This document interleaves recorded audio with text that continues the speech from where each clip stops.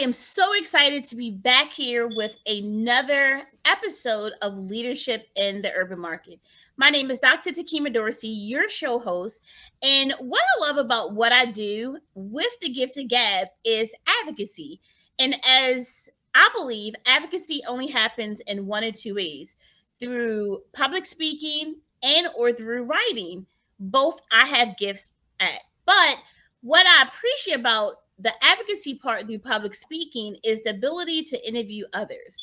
Being a researcher, a scholar, a person who's always trying to find and bring solutions to the problems, not just in my community, but communities global, it's always great to hear from who I consider to be respectable individuals and or experts in their industry that can not only lead credence to a topic, but can really give us in-depth in knowledge. And so I am extremely happy to have a special guest on today that I've known for several years, but haven't really met in person just yet. But respect the work that he continues to do, the impact he continues to advocate for, and the solutions that have gone untold. So I would love for my guest to now introduce himself so that we can dive straight into this discussion. Yes, good afternoon. My name is Carleton Holman. I am a retired educator for the School District of Philadelphia, and where I served for 24 years. And I worked there for as an educator and an administrator, where I engage children on a daily basis, a job that I loved immensely. I'm also a deacon at the Sharon Baptist Church here in Philadelphia, where I help save souls. I really enjoy doing the things that I do, and now that I'm retired, it affords me an opportunity to otherwise engage children in a mentoring program that I work with the Prince Hall Shriners of the world. So I'm glad that Dr. Dorsey invited me to come on to this interview process, because it afforded me an opportunity to share with the audience, and certainly with Dr. Dorsey, things that I enjoy doing, because I really want to work with Dr. Dorsey in a program with the young athletes. So with that, without further ado, I'm going to turn it back over to Dr. Dorsey, because I don't think I have anything else to do or say about myself. Thank you. And I am super excited to finally have you on. For so many years, we've been speaking via DMs and IMs and all of those M's, M's. So we just take out the middleman and get right to it. And so, Dwayne, we know your first name is Carleton, but I know you most by Dwayne. And if you would like to be addressed differently, please correct us as we go on. And so during the show today, we'll speak over several topics. And my number one topic that I want to speak about today is leadership. You know, leadership, there's this discussion in higher ed, in a community: are leaders born or are leaders made? Being academician, I know that leaders are made through higher education and through degrees, but leaders are also born through the Holy Spirit for those that believe. But where I found the disconnect to be is in a relationship of the innate skill or the innate manifestation of that leadership attribute and the connection and the development of the leadership building between the individuals. And so when there's a lack of relationship there are a lot of things in the community and relationships and education and in leadership itself that becomes have a disparity and a wider gap. So my question to you, Dwayne, is in your experience, you know, in the world, in the sector, and in the spiritual sector, how can an individual close that relationship between their inner and outer self to really tap into that leadership attributes that they possess to really be add to the solution to the problems that we experience here in the real world? Well, basically, in trying to answer a myriad of questions, because there's a many-tier question there, is I believe that leadership is something, it's both innate and it certainly is developmental. A lot of people find out that they have leadership skills once they get in certain programs. Certainly with the programs you have with the triathletes, people might not find out they have certain leadership skills until they're forced to do something and realize that they have the skills they didn't know they were aware of. I know that when I came out of, I came out of undergraduate school at Lincoln University in accounting, and I worked as an accountant for several years. And I realized that I wasn't fulfilling my purpose in life, and I didn't get a chance to exhibit the leadership skills that I believe that were already in me. So when I was afforded an opportunity to work with a group that was looking to bring African American male teachers into the school district of Philadelphia, I jumped at the opportunity to be able to engage our young men and women at the academic levels to broaden their horizons. And I found out that there were some children who pretty much sat back and they were reserved in their willingness to share or to try to exhibit who they are and what they know about themselves. But I realized too that through certain kinds of academic applications, our children would rise to the top. As a matter of fact, school district had a program called Teacher Attessa. It's an acronym which basically means Teachers' Expectations and Student Achievements. Question and answer to your question, the best I can say is this: if the people come to the children or the students, however old they are, with a higher expectation, a lot of people will rise to the top and realize who they truly are. So I truly believe that if we, as educators or academicians, come into a program and have high expectations, our students will rise. Okay, but we come with low expectations, they're not going to come up as high as people like them. I believe that. Hope I answered your question. Yes, and absolutely. And you brought it back down to youth and in education. How about just regular individuals? You know, we all are born the same, we all exit the earth the same. But what we find in leadership is that struggle with people finding that self motivation, that self determination.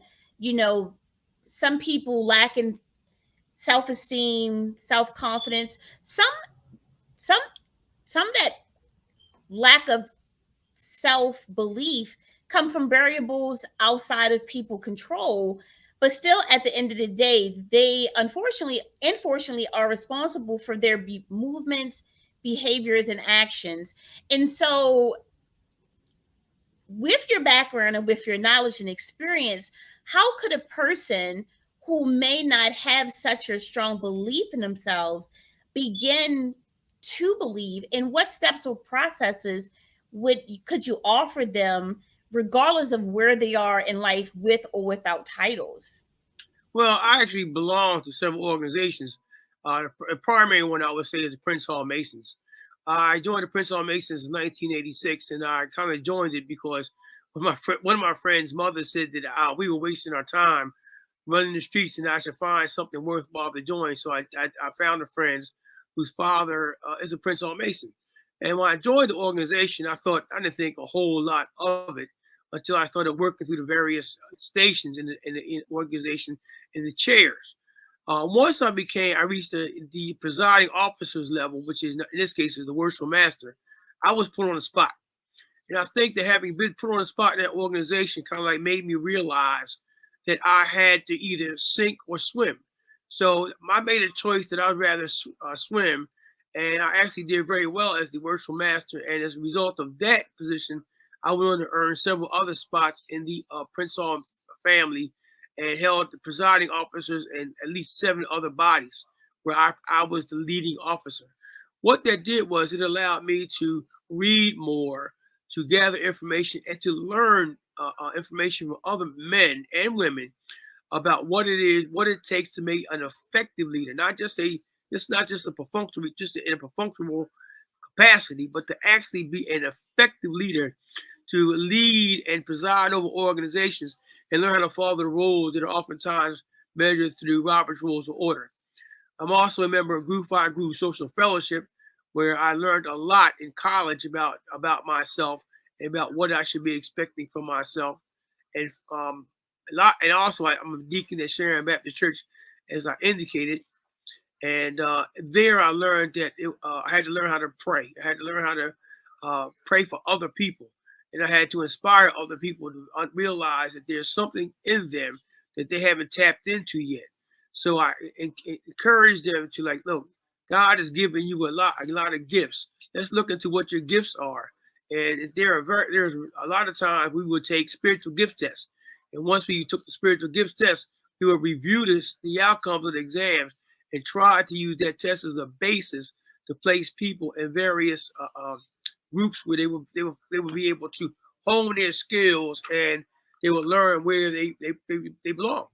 And sometimes, not 100% of the time, a lot of times they found that their skills were right where that spiritual gift test laid them. As a matter of fact, my spiritual gifts test revealed that my skills was exaltation and teaching, which at that point in time I had just started working for School District Philadelphia. So I realized that for me that test was 100% accurate. So that's I hope I answered that question. Yes, absolutely. And if I'm summing up what I hear you say, you said, one, get involved with organizations in your community, whatever it might be. In your case, you just happen to use the example of the Masons.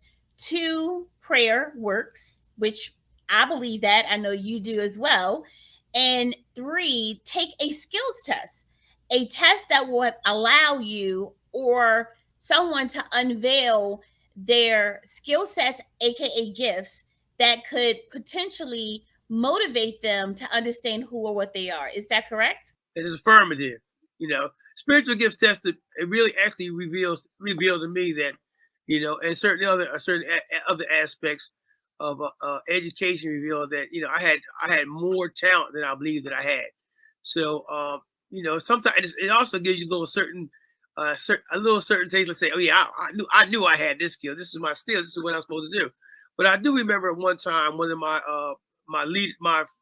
my teachers in Prince on Main Street put me on the spot and asked me to offer up a closing prayer. And I looked at him and like, excuse me? He said, yeah, I want you to close the meeting out with a prayer. And I realized at that point I couldn't pray. So Dr. Dorsey, at that point in time, I said, you know what? I promised myself I would never be put on the spot to offer a prayer and not know how to pray. So I would go home and practice until I learned how to pray right. And I actually read several books on the concept of prayer. So there's no patent answer to how do you pray, but the answer is, I think, is that make sure you pray for what you really believe is in your heart. And a lot of times it will come to fruition. Yes, and the part that what I appreciate in your example, and I can kind of relate to that. I used to be, before I became commissioner of the Co-ed Christian Softball League, in my 10-year span, I came on as an associate board member, or just as a board member, then went deputy, and from there. And I remember the commissioner at the time, a really good friend of mine, we would pray prior to the start of the meeting and pray at the end. And I'm a disciple of my church, New Psalmist Baptist Church discipleship program. So I had gone through discipleship. I knew how to pray. I knew the scriptures. And this one day, out of the blue, the commissioner was like, okay, Takima, can you pray us out? And so I'm used to praying with my family, but praying in public was not something that I did. And I was really uncomfortable. And I remember thinking, and I'm not one, in crowds or in meetings, I sit back, reflect, I try to think about what I have to say before I say it. And here he put me on a spot. And the first time he did it, I went numb and didn't pray because I didn't know what to say. But I was, and like you said, I was like, okay, I know how to pray personally, but praying in public and for all the things that was going on. And so when he came around and did it again, I was ready. I didn't pray to the depth they were, but it brought me out of my shell with really having to get, and it was, a Christian co-ed league. So prayer is expected. But again, just having to be put on the spot, it made me uncomfortable. And after the first time, I was ready the second go around. And now I pray in public all the time with no problem. So that was a testament of that leadership that you talked about, that discomfort that we as individuals, even to our level of magnitudes and degrees and certifications, we're still learning how to be a leader in different scenarios. Before we move on, is there anything you wanted to add? Yes, I like to simply say that, you made a very, very valid point. But I do also need to add that, my title, is that when you're dealing with interfaith prayers, you have to make sure you don't step on anybody's toes when you're praying too, because while you're you may be in a Christian group's praying, and I am a Christian, practicing Christian. Like sometimes you may want to make sure you don't exclude or you don't say anything derogatory about somebody else's religious beliefs. But a lot of times we do get kind of stammered because it depends on what you're really praying for and what you're looking to attain during that time when you're praying. And you did make a very good point, because when I'm praying for me at home for my needs, it's one thing. When I'm praying publicly for other people, just to close down a meeting or open up a meeting, it's a totally different approach. So it's a good thing that you read about what you would like to pray about, and then practice. And like anything else, practice, practice, practice. I believe in that.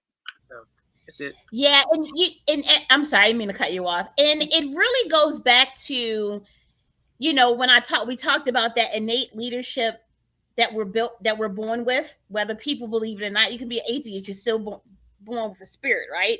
Or a soul. It's only when we listen to it and react to it that it becomes active.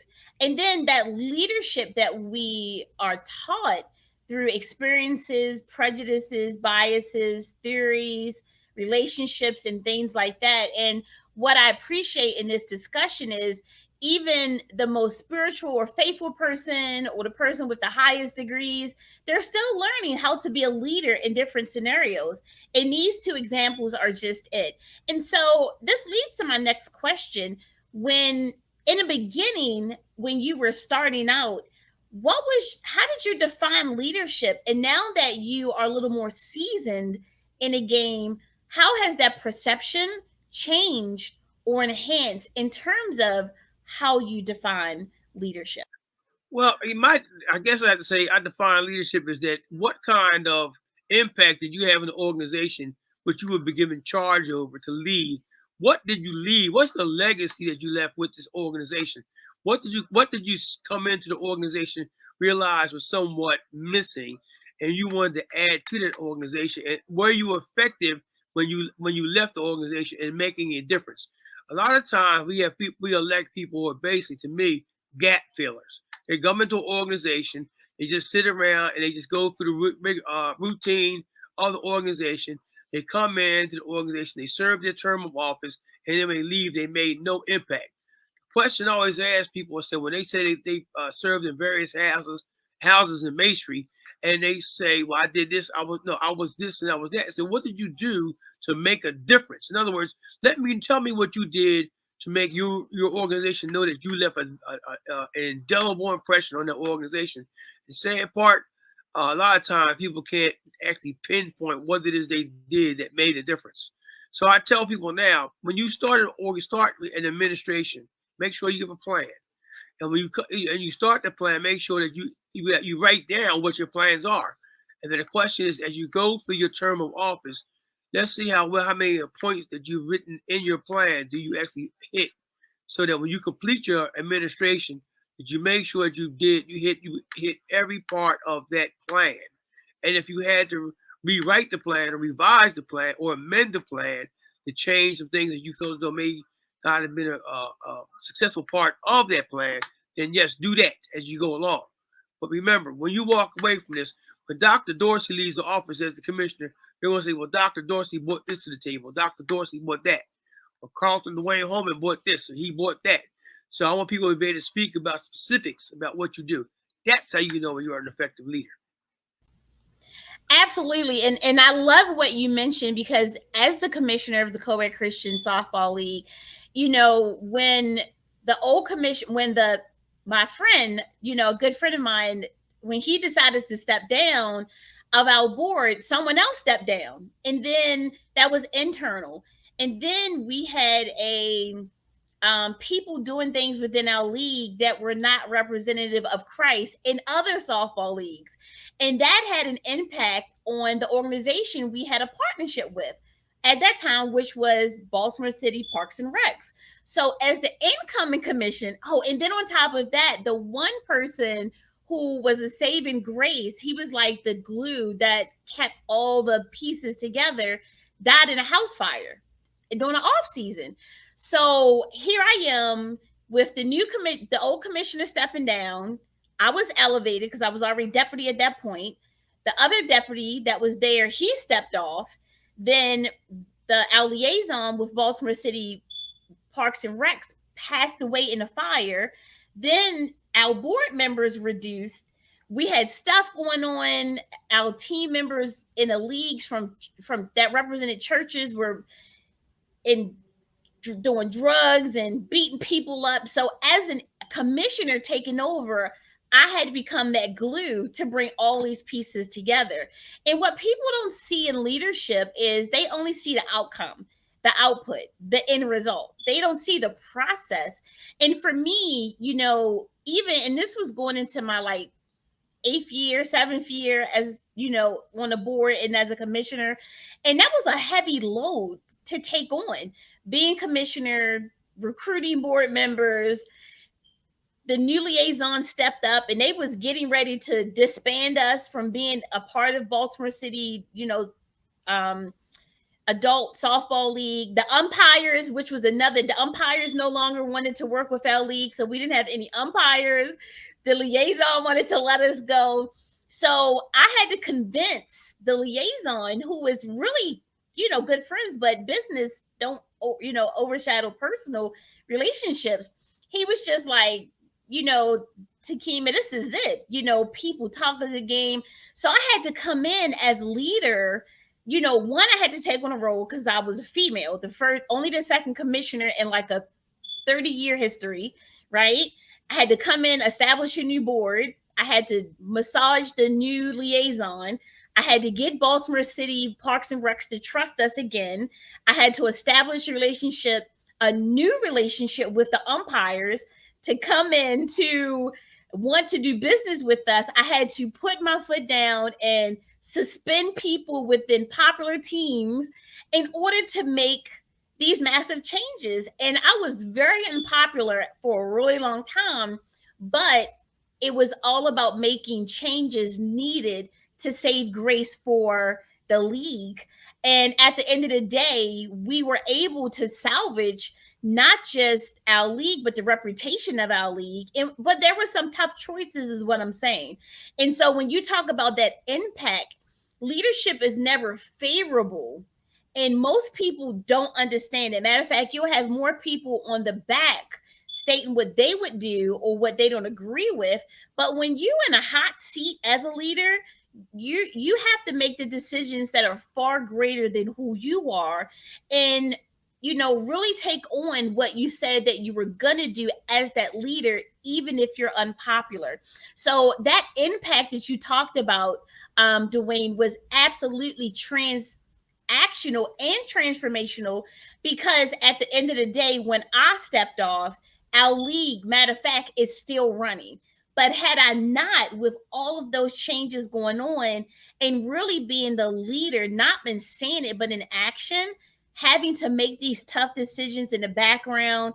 And I remember a few days that tears fell because I was like, okay, God, this is not fair. Why are you putting this all on me? But also had to understand that during that season of elevation and all of these moving pieces, if I wasn't ready, I wouldn't have been given that task.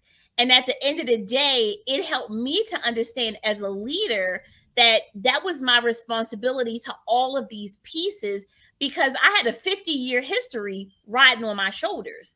And no one wants to hear about the past. They want to see what you're going to do moving forward.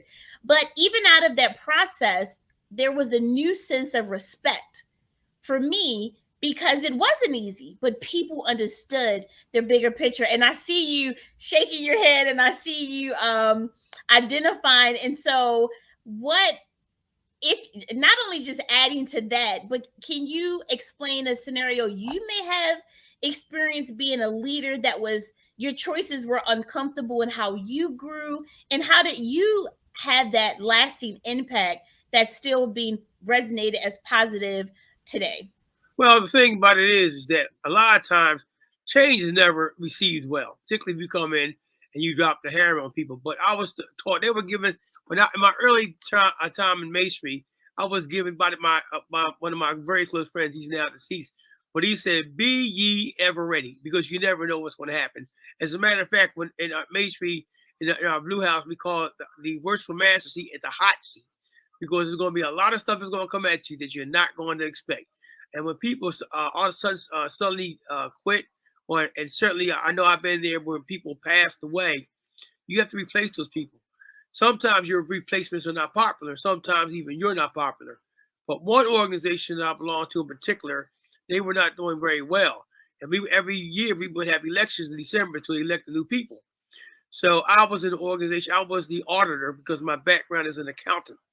And I had to give a report, and the report was not favorable because the people who were supposed to submit to me the information didn't submit it to me. So my report was incomplete. And in our organization, accordingly, if you do not have a favorable financial report at the end of each administration, you cannot have elections. So the people thought that, okay, well, we're going to go along and have elections anyway. So one of the big shots came in and said, since y'all didn't have a report, we're not having an election. So we're going to appoint the officers as opposed to you having elections. Well, that didn't go over well. Well, let me say this to you, Dr. Dorsey. I was appointed as the head. And boy, because I was the one that came in with the report that messed everything up, when they made me the leader of the organization, I'm talking about the Prince Hall Shriners here in Philadelphia, that did not go over well. But during that year, 2020, we called it the people who presided over that year. I was a pandemic potentate. This meant that I had to preside over our organization during the height of the COVID-19 pandemic. But when we were meeting, we were doing fine. When we didn't meet, we did even better because we didn't have to necessarily bring everything before the body. And since everybody was kind of like hating on me because of the way I came into the position, I was able to get a lot of things done.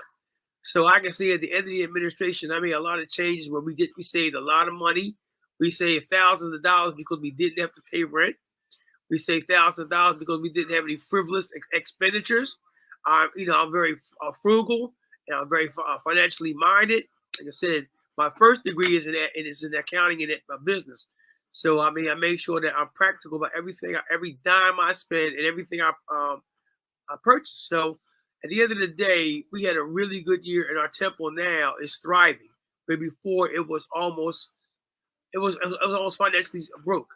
But I can't take all the credit for that because what I did was, as you indicated, when there were individuals who were not pleased with my appointment and the appointment of there's 4 other officers who were appointed who were normally elected. We weren't found pleasantly. They didn't agree with what they did, but invariably they embraced us, and we were able to carry the organization on for the last 2 years. So I'm still working there now. As a matter of fact, I'm no longer potentate, of course. That was a 1-year deal, but I'm now the recorder/secretary of that institution, and I'm there, calling plays for the sidelines now. So it's all good. But I don't quit. I will not quit. So I'm still making changes. Yes, and what I appreciate about what you mentioned in this last segment is the embracing. Leadership isn't effective leadership, because there's a difference. Some people have positions of influence that are not impactful, and some people have positions of influence that are impactful.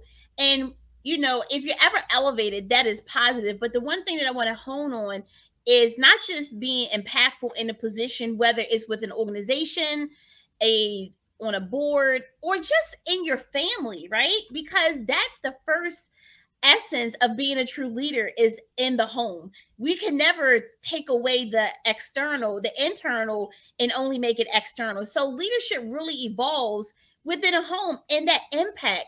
And it really starts from the person. But what I want to hone on is what you talk about, the embracing. And some people, what we're finding, Dwayne, is that people don't embrace their gifts. They don't embrace their skills. They don't embrace the ugly. They don't embrace the positive. And so what tips would you share with them about that?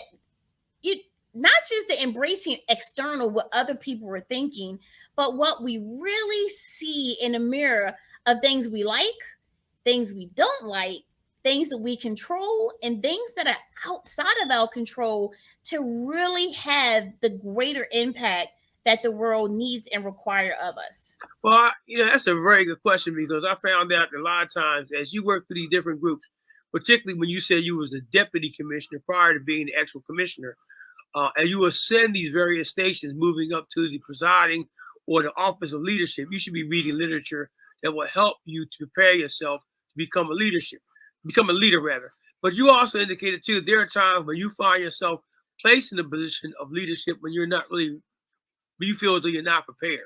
At that point in time, it becomes your responsibility to seek different literature about leadership. Like I remember I was put in position when I worked for School District Philadelphia, and one of the books that I picked up was by Stephen Covey called Seven Habits of Highly Effective People.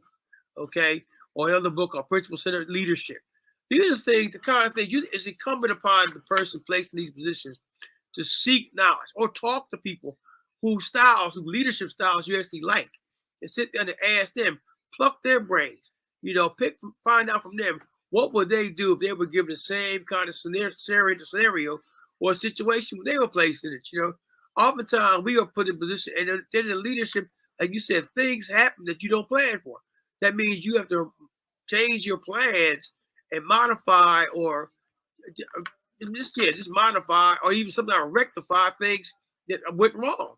So I say that we should always be looking forward to learning more and more. And I always say this: if a person you see is in leadership act like they know everything or they tell you they know everything, because I found out in my learning, in my skills, I will never learn everything that I need to know about anything that I'm engaged in. I'm always trying to learn more and more from people. And here's another little thing that I like to add. When I was working with children, particularly when I was an administrator, dean of students, and I oftentimes had to suspend children, much to my chagrin, I would all sit there and talk to the children and ask them why it is they did what they did. What caused them to do that? And they would tell me there were certain things that happened. There were things, there's always something that happened before the actual incident that caused the children to be suspended. So I would always take that into consideration when I would take administrative steps to suspend the child. But when I called the child returned to the school, and I had that the dialogue with the parent for the child to be admitted to the school, we had to talk about why the child did what it is they did. Was this affected by something that happened in the home? Was this affected by something that happened in the school? Or was this something that happened totally outside, something the child saw on television? There are a lot of variables and factors that we don't oftentimes see. But if we don't have those conversations with the people we work with, including the committees we work on, the boards we work on. I worked on the board for the YMCA in West Philadelphia here for over 30 years. And there were things that they were doing that I didn't necessarily agree with, but I learned how to acquiesce and eventually make changes in other ways. But we have to, again, if you're not learning, doing the jobs we're doing, then something's wrong. We're not growing. So I always try to get people to say, let's do this together, but let's grow while we're doing it together.